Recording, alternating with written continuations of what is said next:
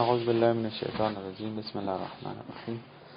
بات ہماری 8ویں درس میں ہے آج تقسیمات قضایا۔ قضیے کے بارے میں بھی واضح ہو گیا کل والے مباحثے میں کہ قضیہ اس جملے کو کہتے ہیں کہ جو مرکب تام ہو اور خبری ہو۔ چونکہ خبری ہے پس اس میں احتمال صدق و کذب پایا جاتا ہے، اور قضیے کو قضیہ کہتے بھی اسی لیے ہیں کیونکہ قضیے کے اندر چند عناصر مہم ہوتے ہیں، ان میں سے ایک چیز جو ہے وہ اس کو قضیہ بناتی ہے۔ مثلا جب میں کہتا ہوں کہ زید قائم ہے، تو یہاں پر اب تین چیزیں پائی جاتی ہیں، ایک زید ہے، ایک قیام ہے، اور ایک کیا ہے، ان کے درمیان رابطہ ایجاد کرنے والی چیز ہے۔ اس رابطہ ایجاد کرنے والی چیز کو نسبت کہتے ہیں۔ مثلا عربی زبان میں نسبت بیان کرنے کا کوئی لفظ نہیں ہے، فقط جملے کی جو ہیئت و شکل ہے یہ فقط بتاتی ہے کہ اس کے درمیان رابطہ ہے۔ مثلا زید قائم جب کہتے ہیں، یہ ہیئت بتا رہی ہوتی ہے کہ زید اور قیام کے درمیان رابطہ ایجاد ہے، یہ آپس میں متحد ہیں۔ لیکن اردو اور فارسی زبان کے اندر اس نسبت کو بیان کرنے کے لیے لفظ ہے۔ مثلا فارسی میں کہتے ہیں زید قائم است۔ اب زید ہو گیا موضوع، قائم ہو گیا محمول، اور است جو ہے وہ نسبت و رابطہ ہے۔ وہ بتا رہا ہے کہ قائم رابطہ رکھتا ہے زید کے ساتھ۔ اور اردو زبان میں بھی است کی جگہ ہے استعمال ہوتا ہے، زید کھڑا ہے۔ اب زید موضوع ہو گیا، کھڑا ہونا محمول ہو گیا، اور ہے جو ہے وہ رابطہ و نسبت ہو گیا۔ اب آپ دیکھیں کہ اگر زید ہو اور قائم ہو تنہا، ان کے درمیان نسبت موجود نہ ہو، کبھی قضیہ تشکیل نہیں پائے گا۔ قضیے کو قضیہ بنانے والی چیز نسبت ہوتی ہے، اور اس کو نسبت حکمیہ کہا جاتا ہے۔ یعنی زید کھڑا ہے، یہ ہے جو ہے یہ نسبت حکمیہ کہلاتی ہے۔ کیوں؟ اس وجہ سے کہ انسان زید کے تصور کے بعد اور قیام کے تصور کے بعد حکم لگاتا ہے کہ زید خارج میں قائم ہے، زید کھڑا ہے۔ بس قیام کا ارتباط دے دینا زید کے ساتھ، یہ نسبت حکمیہ کہلاتا ہے۔ اور چونکہ یہ نسبت حکمیہ ہے، یہ اس کو قضیہ بنا دیتی ہے، اور قضیہ قضا سے نکلا ہے، وہ بھی حکم کے معنی میں ہے۔ یعنی آپ جب کسی چیز میں حکم لگا دیتے ہیں تو وہ قضیہ کہلائے گا اس میں، کیونکہ حکم ہمیشہ قضیے کی صورت میں آتا ہے، مفرد کی صورت میں حکم موجود نہیں ہوتا۔ یعنی آپ کسی چیز پر حکم لگانا چاہتے ہیں، حتماً قضیہ بنائیں گے، اس کا موضوع محمول ہوگا، اس کے درمیان رابطہ ہوگا۔ بس قضیے کے اندر تین چیزیں ضروری ہوتی ہیں، موضوع ہونا چاہیے، محمول ہونا چاہیے، اور ان کے درمیان ارتباط ایجاد کرنے والی چیز ہونی چاہیے کہ جس کو نسبت حکمیہ کہتے ہیں، جس کو رابطہ بھی کہتے ہیں۔ فلسفے کی زبان میں اس کو کہتے ہیں رابطہ، منطق میں اس کو کہتے ہیں نسبت حکمیہ، یہ اس طریقے سے نام دیے جاتے ہیں۔ بس یہ قضیہ ان تین چیزوں سے مل کر بنتا ہے۔ خوب جب یہ قضیہ واضح ہو گیا تو ابھی اقسام قضیہ یہاں پر بیان کرتے ہیں۔ فرماتے ہیں کہ تقریباً 5 جہت سے ہم قضایا کو تقسیم کر سکتے ہیں۔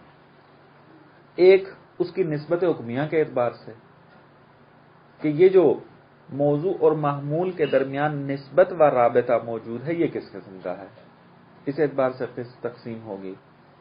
ایک مرتبہ اس کی موضوع کے اعتبار سے تقسیم ہوگی کہ مثلا جب آپ قضیہ بناتے ہیں تو اس کا جو موضوع ہے وہ کس قسم کا ہے، موضوع آیا طبیعت ہے، موضوع آیا کلی ہے، موضوع آیا جزئی ہے، یہ ابھی اقسام پڑھیں گے۔ اور تیسری قسم جو ہے اس کی محمول کے اعتبار سے ہے، اور چوتھی قسم جو ہے سور کے اعتبار سے، سین کے ساتھ سور کسے کہتے ہیں؟ باؤنڈری لائن کو کہتے ہیں۔ مثلا آپ اگر کسی زمین پر قبضہ کر لیتے ہیں، مثلا جو گھر خریدتے ہیں تو کہتے ہیں نا زمین کا قبضہ جو ہے وہ ضروری ہوتا ہے، اگر قبضہ نہ کرے تو کوئی اور لے جاتا ہے۔ آپ نے پلاٹ خریدا، پلاٹ خریدنے کے بعد ایک قبضے کے لیے آپ ایک باؤنڈری لائن بنا دیتے ہیں، مثلا تھوڑی سی اینٹیں لے کر اس کے اوپر چاروں طرف سے باؤنڈری لگا دیتے ہیں۔ وہ جو باؤنڈری آپ کے اس پلاٹ کے محدودے کو بتا رہی ہوتی ہے اس کو کہتے ہیں سور عربی زبان میں۔ اور کہتے ہیں قضیے کا بھی اسی طریقے سے سور ہوتا ہے۔ انشاءاللہ جب تقسیم میں جائیں گے تو وہاں تھوڑی اور وضاحت کروں گا۔ اور ایک اور قسم جو ہے وہ جہد کے اعتبار سے ہے کہ جس کی طرف انہوں نے جس کی وضاحت شیخ مطہری نے نہیں کی تو ہم بھی اس کو بیان نہیں کرتے۔ خوب پہلے قسمیں وارد ہوتے ہیں۔ پہلی قسم ہے کہ قضیہ رابطہ اور نسبت حکمیہ کے اعتبار سے دو قسموں میں تقسیم ہوتا ہے۔ کیسے؟ وہ ایسے ہے کہ آپ نے دیکھنا ہے کہ موضوع اور محمول کے درمیان ارتباط کیسا ہے۔ بس اس میں آپ دیکھتے ہیں کہ مثلا زید قائم ہے، یہاں پر ایک چیز کو دوسری چیز پر حمل کیا جا رہا ہے، مثلا کھڑے ہونے کو حمل کیا جا رہا ہے انسان کے اوپر یا زید کے اوپر۔ بس یہاں پہ چونکہ ایک چیز کو دوسری چیز پر حمل کیا جا رہا ہے لہذا اس کو کہتے ہیں قضیہ حملیہ۔ قضیہ حملیہ میں یہی ہوتا ہے کہ آپ محمول کو موضوع کے اوپر حمل کر رہے ہوتے ہیں۔ زید قائم ہے، بارش ہو رہی ہے، میں نے کھانا کھایا ہے، مثلا یہ تمام چیزیں ہیں، اس میں ایک موضوع ہے، محمول کو حمل کرتے ہیں آپ۔ اور قضیہ حملیہ کے اندر جو نسبت ہے وہ اتحادی ہوتی ہے۔ نسبت اتحادی ہوتی ہے، اس سے کیا مراد ہے؟ وہ یہ ہے کہ قضیہ حملیہ کے اندر انسان یہ بتاتا ہے کہ خارج میں موضوع اور محمول ایک ہی چیز ہیں۔ مثلا میں کہتا ہوں اس وقت آپ بیٹھے ہیں تو اب خارج میں دو چیزیں ہیں نہیں، آپ کا وجود ہے وہ بس، لیکن آپ کا اور آپ کا بیٹھنا ایک ہی وجود کے ساتھ متحقق ہیں۔ آپ کا بیٹھنا بھی آپ کے وجود کے ذریعے ہے اور آپ خود بھی اپنے وجود کے ذریعے ہیں۔ بس قضیہ حملیہ کے اندر یہ بیان کیا جاتا ہے کہ موضوع اور محمول آپس میں متحد ہیں خارج میں۔ زید کھڑا ہے، متحد ہیں، قیام اور زید ایک ہی چیز ہے۔ ایسا نہیں ہے کہ آپ کو زید بھی نظر آ رہا ہے اس کا قیام بھی نظر آ رہا ہے۔ زید نے کھانا کھایا، مثلا یہ آپ اگر بیان کرتے ہیں تو آپ کیا آپ ایسی چیز نہیں ہے کہ آپ کو مثلا یہ دو الگ وجود کے ساتھ نظر آئے نا، ایک زید ہی ہے کہ جو ایک فعل کو انجام دے رہا ہے، مثلا زید چل رہا ہے، مثلا آپ کو ایک ہی چیز جو ہے وہ نظر آتی ہے اس میں۔ بہرحال قضیہ حملیہ کے اندر موضوع اور محمول کے درمیان جو رابطہ ہے وہ اتحادی رابطہ ہوتا ہے، یعنی محمول کا اور موضوع کا ہاتھ پکڑ کے ایک دوسرے کے دل میں دیتا ہے اور وہ متحد ہوتے ہیں۔ متحد ہونے سے معنی یہ ہے کہ ایک ہی چیز ہے خارج میں، لیکن فعل جو ہے وہ زید انجام دے رہا ہے اس کو، آپ کو دو الگ الگ چیزیں نہیں ملیں گی۔ یہ قضیہ حملیہ ہے کہ موضوع کو محمول کو موضوع پر حمل کیا جاتا ہے اور نسبت جو ہے وہ آ کر محمول اور موضوع کے درمیان ارتباط اتحادی قائم کرتی ہے۔ یہ قضیہ حملیہ ہے۔ اس کے بعد آ جاتا ہے قضیہ شرطیہ۔ قضیہ شرطیہ کے اندر فرماتے ہیں کہ یہ بھی نسبت حکمیہ ہے، یہ بھی نسبت حکمیہ کی قسم ہے، یعنی نسبت حکمیہ کے اعتبار سے ایک قسم بن گئی قضیہ حملیہ اور دوسری قسم بنتی ہے قضیے کی قضیہ شرطیہ۔ قضیہ شرطیہ کے اندر کیا ہوتا ہے؟ قضیہ شرطیہ میں قضیہ حملیہ میں مفردات کے درمیان اتحاد قائم ہوتا تھا، مثلا زید اور قیام کے درمیان، زید اور طعام کے درمیان، کھانے کے درمیان، زید اور چلنے کے درمیان۔ یہاں پر زید بھی مفرد ہے، قیام، کھانا، یہ سب یہ بھی کیا ہے؟ مفرد ہیں۔ لیکن قضیہ شرطیہ کے اندر اس کا ایک طرف جو ہے جو کہ موضوع کے مقام پر ہے وہ بھی جملہ ہوتی ہے، جملہ تام میں خبری، یعنی ایک قضیہ حملیہ پورے کا پورا ہوتا ہے، اور اس کا محمول بھی جو ہوتا ہے پورے کا پورا قضیہ ہوتا ہے، مرکب تام میں حملی ہوتا ہے وہ۔ بس ہمارے پاس قضیہ شرطیہ کے اندر دو قضیے، چونکہ قضیے میں دو طرفیں ہوتی ہیں، موضوع اور محمول، اور شرطیہ میں بھی دو طرفیں ہوتی ہیں، ایک موضوع کی جگہ ہوتا ہے، ایک محمول کی جگہ ہوتا ہے، اور ان دو قضیوں کے درمیان ہم نے نسبت کو دیکھنا ہوتا ہے۔ قضیہ حملیہ میں دو مفردات کے درمیان دیکھنا ہوتا تھا، لیکن قضیہ شرطیہ میں دو قضایا کے درمیان نسبت کو دیکھنا ہوتا ہے۔ کیسے؟ مثلا مثال دیتے ہیں، مثلا اگر کہتے ہیں کہ یوں قضیہ بناتے ہیں کہ اگر سورج نکل آئے تو ستارے ناپدید ہو جاتے ہیں، ستارے نظر نہیں آتے۔ اب یہاں پر یہ کیا کہتے ہیں؟ قضیہ شرطیہ ہے۔ کیوں؟ یہاں پر ہمارے پاس دو قضیے موجود ہیں، ایک جب سورج نکل آئے، ٹھیک ہے، اور دوسرا قضیہ کیا ہے؟ ستارے نظر نہیں آتے۔ یہ دو قضیے ہیں، اور دونوں قضیے مرکب تام خبری ہیں۔ سورج نکل آیا ہے، اور کیا ہے؟ ستارہ جو ہے وہ ستارے جو ہیں وہ نظر نہیں آتے۔ یہ دو مرکب تام خبری ہیں۔ اب آپ کیا کرتے ہیں؟ ان دو قضیوں کے درمیان نسبت کو قائم کرتے ہیں۔ کیسے؟ اس طریقے سے کہ آپ جملات حرف شرط ادات شرطیہ سے استفادہ کرتے ہیں، جو کہ عربی میں بتایا گیا ہے، ان کے ذریعے آپ استفادہ کریں گے، آپ مثلا لمحہ کے ذریعے استفادہ کریں گے، یہ جو مختلف نحو کے اندر بیان کیے جاتے ہیں۔ مثلا اردو زبان میں بھی اگر، جب، مثلا یہ استعمال کیے جاتے ہیں، جیسے کہ مثلا یہ ہے کہ جب سورج نکل آئے تو ستارے نظر نہیں آتے، ناپدید ہو جاتے ہیں۔ اب یہاں پر قضیہ شرطیہ ہے۔ کیوں؟ ایک قضیہ مشروط و معلق ہے دوسرے قضیے پر، یعنی ستاروں کا نظر نہ آنا کس کے ساتھ مشروط ہے؟ سورج نکلنے پر، یعنی اگر سورج نکل آیا تو ستارے نظر نہیں آئیں گے، اگر سورج نہ نکلے تو ستارے نظر آئیں گے۔ بس قضیہ شرطیہ کے اندر ایک قضیہ دوسرے قضیے کے ساتھ جو ہے وہ معلق ہوتا ہے، مشروط ہوتا ہے، اسی وجہ سے اس کو قضیہ شرطیہ کہتے ہیں۔ بس معلوم ہو گیا، قضیہ شرطیہ میں دو قضیے ہوتے ہیں دو طرفوں میں۔ قضیہ حملیہ کے اندر دو قضیے نہیں ہوتے، مفردات کے اندر ہوتا ہے، زید ہے، قیام ہے، زید ہے، طعام ہے، مثلا اس طریقے سے۔ اچھا، قضیہ حملیہ کے اندر دونوں مفرد ہونے چاہیے؟ نہ، اس میں فرق ہو سکتا ہے، لیکن اس کا موضوع جو ہے وہ حتماً کیا ہوگا؟ وہ مفرد ہوگا، موضوع حتماً مفرد ہوگا۔ جیسے شیخ مطہری نے یہاں فرمایا، مثلا دیکھیں یہاں ان دو طرف ہموارے باید مفرد باشد یا مرکب غیر تام۔ مثلا اب مرکب غیر تام آب ہندوانہ مفید است، مثلا اب یہاں پر مفید مفرد ہے، آب ہندوانہ جو ہے یہ مرکب غیر تام ہے، اور مرکب غیر تام ہے یہ بھی تقریباً آپ یوں کہہ لیں کہ مفرد ہی کی وہ کیا کہہ لیں معنی میں ہوتا ہے، کیونکہ ناقص ہر دو باید مفرد باشد یا ہر دو باید مرکب غیر تام باشد؟ ہاں، یہ وہی مفرد کے معنی میں ہے، مرکب غیر تام ہوگا، یعنی کہنا یہ چاہتے ہیں کہ مرکب تام میں خبری نہیں ہو سکتے قضیہ حملیہ کی دو طرفیں، درست ہے، یا مفرد ہوں گے مرکب ناقص ہوں گے، لیکن قضیہ شرطیہ کے اندر حتماً دو قضیے ہونے چاہیے، دو طرفیں جو ہیں اس کی، موضوع اور معمول کی جگہ، اس میں تو قضیہ کا ہونا ضروری ہے۔ خوب، پس قضیہ حملیہ اور قضیہ شرطیہ میں یہ فرق ہے، وہ اس کے جو طرفیں مفردات ہوتے ہیں یا مرکب ناقص، اس کی جو طرفیں ہوتی ہیں وہ قضایا ہوتے ہیں، وہ قضایا تام خبری، یعنی وہی قضیہ حملیہ ہوتے ہیں۔ ایک یہ بیان کیا تھا۔ ہاں، دوسرا فرق یہ بنتا ہے کہ مثلا قضیہ حملیہ کے اندر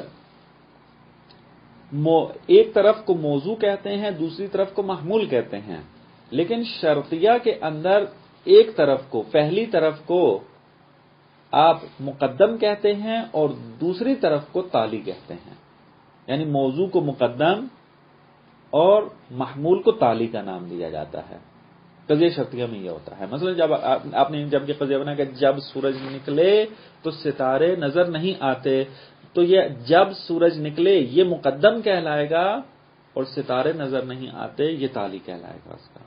مقدم و تالی کے نام سے یاد کیا جائے گا. قضیہ شرطیہ میں موضوع محمول کی اصطلاح نہیں ہوتی بلکہ مقدم و تالی کی اصطلاح ہوتی ہے. یہ ایک اصطلاح ہے. خود دو قضیے ہوتے ہیں نا، جب سورج نکلے گا ہاں، اس کے اندر بھی مقدم و مؤخر ہوگا. نہ اس میں خود قضیے میں نہیں ہے یہاں پر، یعنی خود ایک قضیے کے اندر مقدم و مؤخر نہیں ہوتا. اس کے جو آپ نے دو قضیوں کے درمیان جو ارتباط قائم کیا نا، جب سورج نکلے گا تو ستارے نظر نہیں آئیں گے. اب یہ جب سورج نکلے گا یہ پورے کا پورا مقدم، اور ستارے نظر نہیں آئیں گے پورے کا پورا کیا ہے، تالی کہلائے گا. نہیں، پھر خود پہلے والے کے اندر وہ اس کو ہم بحث نہیں کریں گے کیونکہ ہمارا تعلق جو ہے وہ ان دو قضیوں کے درمیان رابطے کو کشف کرنا ہے، رابطے میں بحث کرنی ہے. خود وہ قضیہ اس کے اندر کیا چیز ہے اس میں ہماری بحث نہیں ہے ابھی، کیونکہ وہ تو معلوم ہے کہ وہ قضیہ حملیہ ہے، کیونکہ اس کے اندر سورج نکلا ہے. مثلا یوں مانا ہے اصل میں، اگر آپ شرط ہٹا دیں تو اس کا معنی کیا جملہ بن جائے گا، سورج نکلا ہے. تو سورج نکلا ہے یہ قضیہ حملیہ ہے، سورج موضوع ہے، نکلنا اس کا کیا ہے، محمول واقع ہو جائے گا. درست ہے اس کی نسبت حکمیہ ہو جائے گی. مثلا اس طریقے سے ہماری بات جو ہے ابھی قضیہ حملیہ میں نہیں ہے. ہم یہ دیکھنا چاہتے ہیں کہ بعض اوقات ایسا ہوتا ہے کہ دو قضایا کے درمیان ارتباط ایجاد ہو جاتا ہے، ہم اس ارتباط کو جو ہے وہ بحث کر رہے ہیں. تو اگر دو قضایا کے درمیان رابطہ تلازم کا ہو تو اس کو کہتے ہیں قضیہ شرطیہ متصلہ. یہ قضیہ شرطیہ کی قسم ہے. ابھی تک تو یہ بات سمجھ میں آئی کہ دو قضیوں کے درمیان جب ارتباط ایسا ہو کہ ایک قضیہ دوسرے قضیے کے ساتھ معلق ہو جائے اس کو قضیہ شرطیہ کہتے ہیں. لیکن اگر یہ ارتباط تلازم والا ہو تو قضیہ شرطیہ متصلہ کہلائے گا. تلازم والے سے کیا مراد ہے، یعنی جیسے یہ مثال دی تھی کہ جب سورج نکلتا ہے تو ستارے نظر نہیں آتے، یہاں رابطہ تلازم کا ہے. یعنی سورج کا نکلنا ہمیشہ تلازم رکھتا ہے کس کے، ستاروں کے نظر نہ آنے پر. یہاں تلازم پایا جاتا ہے، حتماً ایسا ہی ہوگا. جب زید کلاس میں آتا ہے تو زید بھی آتا ہے، یہ تلازم مثلا اس طریقے سے پایا جاتا ہے یہاں پر. اس طریقے سے مثلا آپ دیکھیں کہ جب بادل گرجتا ہے تو اس کی آواز سنائی دیتی ہے. ٹھیک ہے، اس طریقے سے یہ تلازم والے رابطے ہیں کہ ایک اگر ہے تو دوسرے نے حتمی ہونا ہے محمول کا. اس طریقے سے یہ قضیہ شرطیہ متصلہ کہلائے گا کہ اگر تلازم والا ارتباط پایا جائے دو قضایا کے درمیان. لیکن اگر قضیہ شرطیہ کے اندر تلازم عناد والا پایا جائے، دشمنی والا پایا جائے، تعاند والا پایا جائے تو اس وقت کہیں گے یہ قضیہ شرطیہ منفصلہ ہے. انفصال یعنی جدائی، منفصلہ یعنی کیا مراد، آپ کہتے ہیں کہ عدد یا جفت ہوتا ہے یا طاق ہوتا ہے. اب یہاں پہ تعاند کو بیان کیا جا رہا ہے. کیوں؟ کیونکہ عدد کبھی بھی ایسا نہیں ہے کہ جفت بھی ہو اور طاق بھی ہو، نہیں ہو سکتا. یعنی اکٹھا نہیں ہو سکتے، تام دشمنی ہے. اگر جفت ہے طاق نہیں ہوگا وہاں پر، اگر طاق ہے تو وہاں جفت کبھی نہیں ہوگا.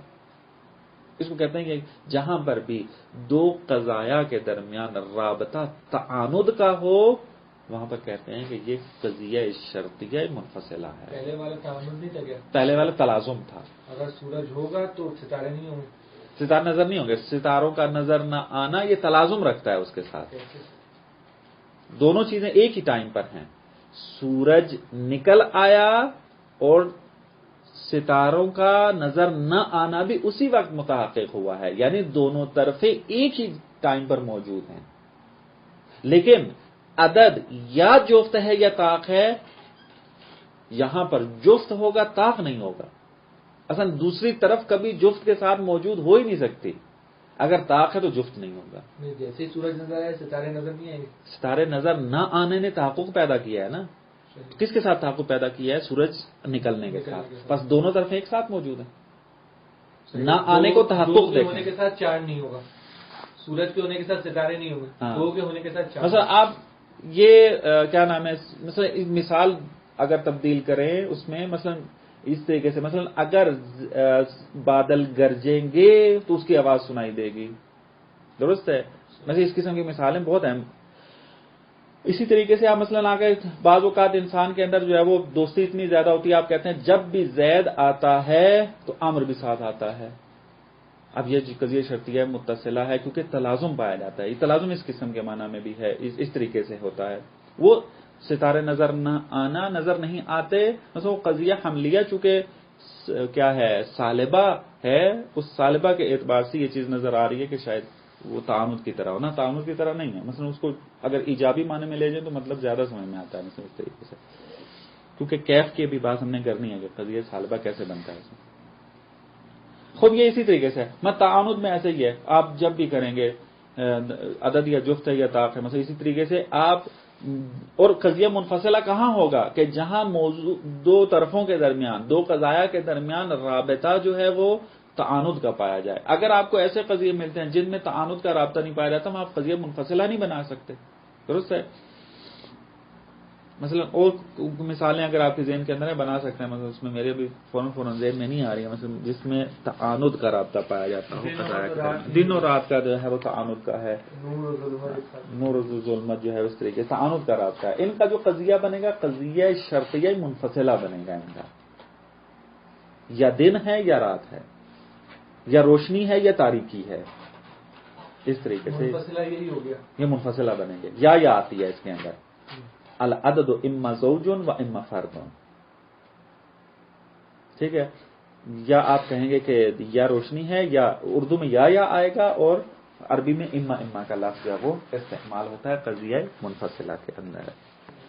خوب یہ قضیہ شرطیہ کی تعریف اور اس کی اقسام بن جاتی ہیں کہ اگر تلازم والا رابطہ ہو تو قضیہ شرطیہ متصلہ کہتے ہیں، کیونکہ ایک قضیہ دوسرے کے ساتھ متصل ہے، ملا ہوا ہے. اور قضیہ منفصل اگر تعاند کا رابطہ ہو تو وہ کیا آ جائے گا قضیہ شرطیہ منفصلہ، کیونکہ انفصال پایا جاتا ہے، جدائی پائی جاتی ہے، اس لیے قضیہ شرطیہ منفصلہ اس کو کہتے ہیں. خوب یہ ایک مطلب ہمارا بیان ہو گیا. اب آگے بیان کرتے ہیں کہ قضایا چاہے وہ حملیہ ہو یا شرطیہ، یہ اپنی کیف کے اعتبار سے، کیف یعنی اردو زبان میں کیسے آپ اس کو کہہ سکتے ہیں کہ کیفیت کو بیان کرنے کے لیے یہ قضیہ کیسا ہے، کیف کے اعتبار سے دو حصوں میں تقسیم ہوتا ہے، یا مجبہ یا سالبہ ہے. زید لیس بقائم یہ قضیہ حملیہ سالبہ ہے. کیوں؟ یہاں پر قضیہ حملیہ میں کیا ہوتا ہے کہ موضوع اور محمول کے درمیان ارتباط اتحادی موجود ہوتا ہے، اور قضیہ سالبہ اگر کیا کرتا ہے اس موضوع اور محمول سے رابطے کو سلب کر رہا ہوتا ہے کہ قیام اور زید کے درمیان کوئی رابطہ نہیں ہے. زید لیس بقائم، زید کھڑا نہیں ہے، کھڑے ہونے اور زید کے درمیان ارتباط کو ختم کر رہا ہے، زید لیس بقائم. تو یہ قضیہ حملیہ سالبہ کہلائے گا. مجبہ کب ہوگا کہ جب آپ محمول اور موضوع کے درمیان ارتباط قائم کریں کہ زید قائم، زید کھڑا ہے، یہ قضیہ مجبہ کہلائے گا. اور شرطیہ بھی اسی طریقے سے اگر آپ شرطیہ متصلہ کے اتصال کو ختم کرتے ہیں تو وہ قضیہ شرطیہ سالبہ کہلائے گا. اور قضیہ اگر آپ اناد کو ختم کرتے ہیں تو قضیہ منفصلہ شرطیہ منفصلہ سالبہ کہلائے گا. درست ہے؟ اس نے اس کی مثالیں پھر شہید مطہری نے اپنی دی ہوئی ہیں. مطلب ہے مثلا آپ یوں کہہ سکتے ہیں ایسا نہیں ہے کہ جب بھی انسان عالم بنے تو وہ سعادت مند بھی ہوتا ہے. اب یہ کیا ہے قضیہ شرطیہ متصلہ سالبہ ہے. ہمیشہ متصلہ ہوگا شرطیہ؟ نہ ہمیشہ نہیں، منفصلہ بھی ہوگا متصلہ بھی ہوگا، لیکن پھر اس متصلہ اور منفصلہ کو اب سالبہ میں بدل سکتے ہیں. ظاہراً اگر تلازم نظر آ رہا ہوگا، آپ اگر اس تلازم کے مثلا ایک بندے کے ذہن میں یہ معاشرے میں یہ چیز پھیل گئی ہے کہ جب بھی کوئی انسان عالم بنتا ہے وہ سعادت مند ہوتا ہے. اب یہ قضیہ شرطیہ متصلہ ہے. یہ جامع میں آپ کو پتا ہے کہ یہ فکر غلط ہے، اس قسم کا کوئی تلازم نہیں پایا جاتا، تو آپ کیا کہیں گے یہاں پر؟ ایسا نہیں ہے کہ جب بھی انسان عالم بنتا ہے تو وہ سعادت مند بھی ہو جاتا ہے، نہیں. کتنے علماء ایسے ہیں جو بے عمل ہیں لیکن اسی وجہ سے سعادت مند نہیں ہے. بس یہ جو تلازم آپ لوگوں کے ذہن میں آیا ہے، یہ تلازم نہیں پایا جاتا. بس تلازم کی جب آپ نفی کریں گے تو وہ کیا کریں گے؟ سالبے کے ذریعے کریں گے. ایسا نہیں ہے کہ انسان جب عالم ہو تو وہ سعادت مند بھی ہو. یہاں پر شرطیہ متصلہ کو آپ نے سالبہ میں بدلا ہے اس طریقے سے. یا مثلا کوئی آ کر اناد کا قائل ہو جائے ایسی جگہ پر جہاں اناد ہی نہ ہو. بس وہ کہتا ہے کہ مثلا غلط فکر کیا مثلا آپ اناد کی بن سکتی ہے،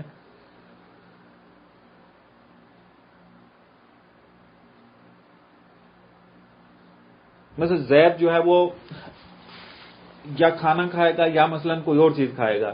مثلا اس طریقے سے اگر آپ اناد بناتے ہیں، آپ کو پتا ہے کہ زید جو دونوں چیزیں کھا سکتا ہے، جو دوسرے والا انسان یہ سمجھ رہا ہے کہ زید یا فقط کھانا کھاتا ہے یا فقط فروٹ کھاتا ہے مثلا.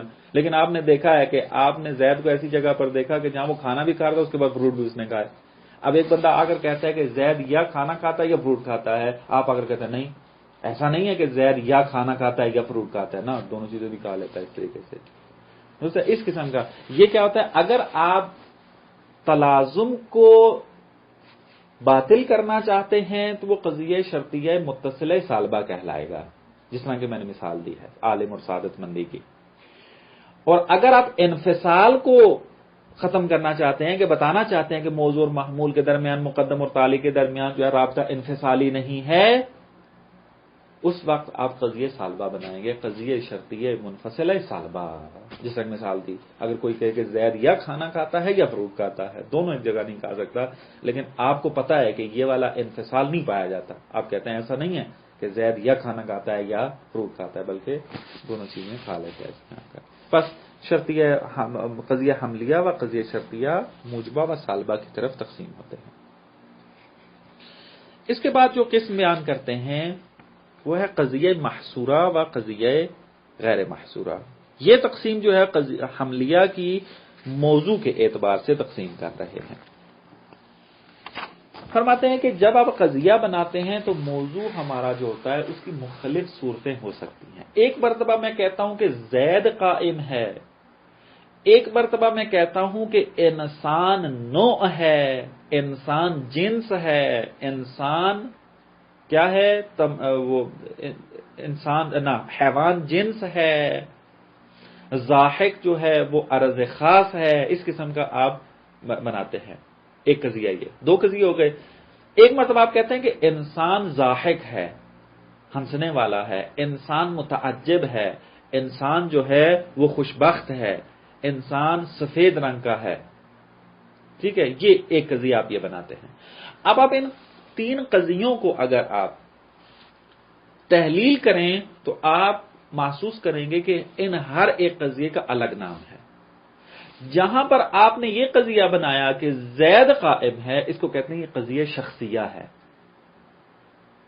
کیوں کہتے ہیں؟ اس لیے چونکہ موضوع ہمارا شخص ہے، جزئیہ حقیقی ہے. اور جہاں بھی جس قضیے کا موضوع جزئیہ شخصی بنے وہ شخص بنے، اس کو قضیہ شخصیہ کہتے ہیں. زید کھڑا ہے، عمر کھا رہا ہے، میں چل رہا ہوں، فلانا فلانا، یہ سب قضایا کیا ہوں گے؟ شخصی شمار ہوں گے. لیکن اگر دوسرے ہم قضیے کو تحلیل کریں، جہاں ہم نے کہا تھا انسان نوع ہے، حیوان جنس ہے، ناطق فصل ہے، اگر آپ اس کو تحلیل کریں تو آپ دیکھیں گے کہ نہ، یہاں پہ اس کا عنوان الگ بنتا ہے. کیوں؟ یہاں پر انسان سے مراد مفہوم انسان ہے. خود انسان تو نو نہیں ہے، جو خارج میں انسان پھر رہا ہے اس کو نو نہیں کہتے، بلکہ وہ انسان کے جو میرے ذہن میں موجود ہے، مفہوم انسان نو کہلاتا ہے. مفہوم حیوان ہے کہ جو نو کہلاتا ہے. مفہوم ناطق ہے کہ جو فصل ہے. خارج میں ان کو جو ہے جنس، نو، فصل، یہ خارج میں نظر نہیں آتے. پس جب ہمارا موضوع ایسا ہو جو فقط ذہن کے اندر موجود ہو ولا غیر، خارج میں موجود نہ ہوتا ہو، اور اس کے اوپر جو حکم لگاتے ہیں آپ، اور موضوع آپ کا فقط اور فقط ذہنی ہو، اس کو کہتے ہیں یہ قضیہ کیا ہے؟ طبیعیہ ہے. انسان نوع ہے، حیوان جنس ہے، ناطق فصل ہے، یہ قضایا طبیعیہ ہے، کیونکہ طبیعت موضوع پر حکم لگ رہا ہوتا ہے، مفہوم موضوع پر حکم لگ رہا ہوتا ہے، مصداق خارجی وغیرہ مد نظر نہیں ہوتے۔ پس دوسری قسم قضایا کی ہمارے پاس کون سے ہوگی؟ اگر موضوع میں اگر ایسا قضیہ جس میں طبیعت موضوع کے اوپر حکم لگ رہا ہو، اس کو قضیہ طبیعیہ کہتے ہیں، اور طبیعت موضوع فقط ذہن میں موجود ہوتا ہے، خارج میں کبھی بھی موضوع یعنی وہ اس کی ماہیت، طبیعت موضوع، ہاں وہی خود طبیعت موضوع ماہیت وہ ہمیشہ ذہن میں ہوتی ہے، خارج میں نہیں ہوتی۔ مفہوم کا لفظ استعمال کیا اس سے زیادہ سمجھ میں آتا ہے کہ مفہوم انسان ہے کہ جو کیا ہے ناطق اپنا نو کہلاتا ہے، اور اس قسم کا یہ قضیہ طبیعیہ کہلائے گا۔ یہ محصورہ اور غیر محصورہ، ہاں یہ ابھی بیان کرتے ہیں اس میں، یہ دو قضیے ہو گئے۔ اب آ جاتے ہیں ہم اپنے اس، اچھا یہاں پہ قضیہ طبیعہ کے اندر بھی کیا ہوتا ہے؟ موضوع کلی ہوتا ہے ہمارا، کیونکہ انسان کلی ہے، مفہوم انسان کلی ہے، لیکن یہ ایسا موضوع کلی ہوتا ہے کہ جہاں خارج پہ نگاہ نہیں ہوتی، فقط مفہوم مد نظر ہوتا ہے، ولا غیر، اس کے افراد مد نظر نہیں ہوتے، یہ قضیہ طبیعہ میں ہے۔ لیکن بعض اوقات ہمارا مفہوم ہوتا تو کلی ہے، لیکن افراد کی طرف نگاہ کی جا رہی ہوتی ہے، اس مفہوم کو فقط آئینے کے عنوان سے نگاہ کی جاتی ہے۔ بس آپ کہتے ہیں انسان ضاحک ہے، انسان خوشبخت ہے، اب یہاں پر مفہوم انسان خوشبخت نہیں ہوتا، مفہوم انسان نہیں ہنستا، بلکہ خارج میں جو انسان موجود ہے وہ ہنستا ہے، خارج میں جو انسان ہوتا ہے وہ خوشبخت ہوتا ہے۔ بس یہاں پر جو انسان موضوع واقع ہو رہا ہے، یہاں پر مفہوم انسان و طبیعت انسان موضوع واقع نہیں ہو رہا، بلکہ انسان کو موضوع قرار دیتے ہوئے افراد پر حکم لگایا جا رہا ہے۔ بات واضح ہے؟ اب چونکہ ہمارا مد نظر افراد ہیں، اب یہاں پر اگر افراد کی تعداد مشخص کریں گے تو وہ کیا ہو جائے گا؟ قضیہ محصورہ بن جائے گا۔ اگر آپ افراد کی تعداد مشخص نہیں کریں گے تو وہ قضیہ محملہ ہو جائے گا۔ مثلا آپ کہتے ہیں کہ انسان خوشبخت ہے، قضیہ محملہ ہے، سارے انسان خوشبخت ہیں یا بعض انسان خوشبخت ہیں؟ نہیں پتا۔ اگر آپ سارے انسان خوشبخت ہیں نہ کہیں یا بعض انسان خوشبخت ہیں نہ کہیں، یہ سارے اور بعض کا لفظ نہ لے کر آئیں، کل اور بعض کا لفظ نہ لے کر آئیں، فقط کہیں کہ انسان خوشبخت ہے، قضیہ محملہ ہے۔ لیکن آپ اگر وہ افراد کی تعداد معین کر دیتے ہیں، اس کو کہیں گے یہ قضیہ محصورہ ہے۔ کیوں؟ محصورہ سے کیا مراد؟ یعنی حصر کر دیا ہے، آپ نے تعداد مشخص کر دیا ہے، اتنی تعداد ہے کہ جو خوشبخت ہے۔ اب قضیہ محصورہ پھر تقسیم ہو جائے گی کہ اگر آپ نے تمام افراد کے اوپر حکم لگایا اور معین کیا کہ کل انسان جو ہے وہ خوشبخت ہیں، سارے انسان خوشبخت ہیں، یہ قضیہ محصورہ اور قضیہ کلیہ کہلائے گا۔ لیکن آپ کہتے ہیں کہ نہ، بعض انسان خوشبخت ہیں، تو اب یہ قضیہ محصورہ تو ہے لیکن قضیہ جزئیہ ہوگا، کیونکہ یہاں پر اب سارے اور بعض یہ کیا ہے؟ سور قضیہ شمار ہوگا۔ عرض کیا تھا سور کیسے کہتے ہیں؟ جو باؤنڈری یعنی مشخص کرنے کے لیے ہوتا ہے۔ تو سارے انسان خوشبخت ہیں، یہ سارے کا لفظ کیا ہے؟ یہ سور ہے، یہ معین کر رہا ہے، باؤنڈری لگا رہا ہے کہ تمام کے تمام افراد اس کے اندر آتے ہیں۔ لیکن بعض کا جملہ جو ہے، بعض کا کلمہ جو ہے، یہ بعض افراد کو اپنے حکم میں داخل کرتا ہے اور پھر باقیوں کو نکال دیتا ہے۔ بس بعض، سارے، کل، بعض، یہ سارے سور قضیہ شمار ہوتے ہیں۔ بس قضیہ محصورہ تقسیم ہوگا قضیہ جزئیہ و قضیہ کلیہ کے درمیان، کلیہ کل، بعضیہ بعض کے ساتھ آئے گا۔ یہ اس طریقے سے اس کو یہاں پر بیان کرتے ہیں۔ پھر قضیہ محصورہ کو کہتے ہیں، چار قسمیں ہیں اس کی، قضیہ محصورہ یا موجبہ کلیہ ہوگا یا سالبہ کلیہ ہوگا، مطلب واضح ہے، اس کو وضاحت کی ضرورت نہیں ہے۔ اس کے بعد پھر باقی اقسام کا نام لیتے ہیں، توضیح نہیں دیتے، ہم بھی توضیح نہیں دیتے چونکہ لمبی بات ہے یہ۔